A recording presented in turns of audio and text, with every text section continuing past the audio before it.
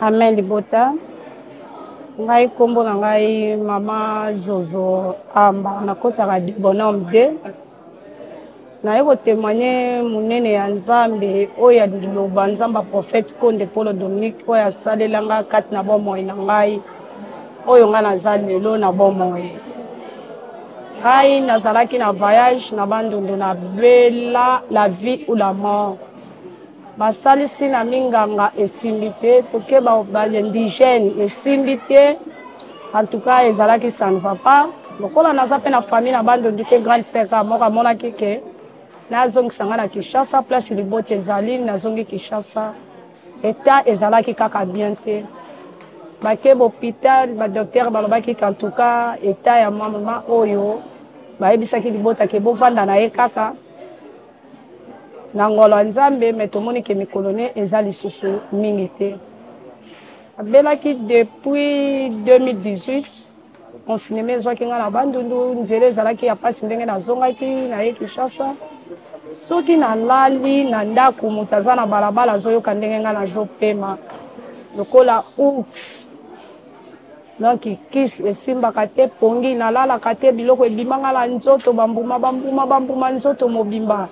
nalalaka na mbeli ya kopalola nalalaka na mbeli hôpital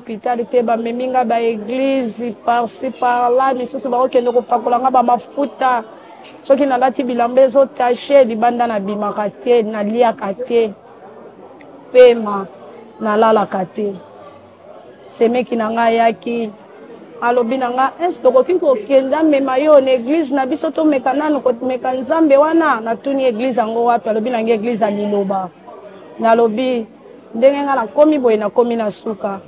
soki kisi ya bonganga to kisi ya nini nakokende te mais soki eza losambo ya Nzambe mema ngai tokende amemaki ngai liboso epa basali na kati ya église ya de bonhomme de basali bayambaki ngai apesi ngai directive balobi faut amona sa grandeur prophète Konde Polo Dominique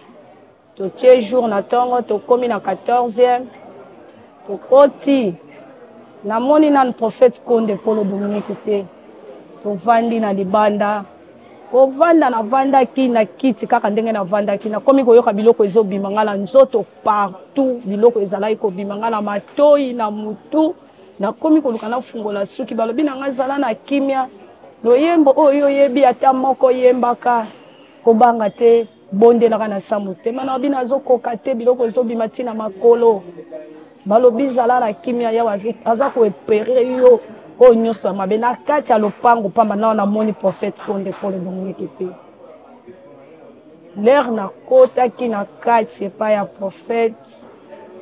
ayambi ngai apesaki nga kaka mbote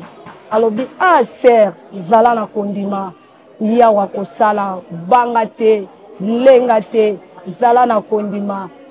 landela losambo matinal masa joli salongo dimanche okomona monena yawe mikolo no eza ebele okozwa kimia landela olanda jili eza oyo ewuti epai ya nkolo nazwa ezai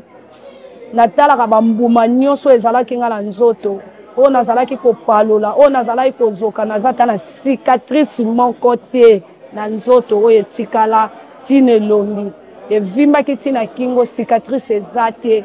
na nzela ezai oyo nga namelaki lelo ndenge naza boye grâce à Nzambe ya Liloba Nzamba prophète Konde Polo Dominique Nzamba Liloba na sembo nde naza lisusu lelo na bomoi boye soki Nzambe wana te nga namonaka na sema na suka na Nzambe na nga aza Nzambe ya solo Liloba eza ya Nzambe wuti likolo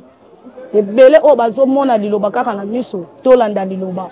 tokomona mboka na tata na lona mokolo ya suka aza Nzambe longo na bato amen.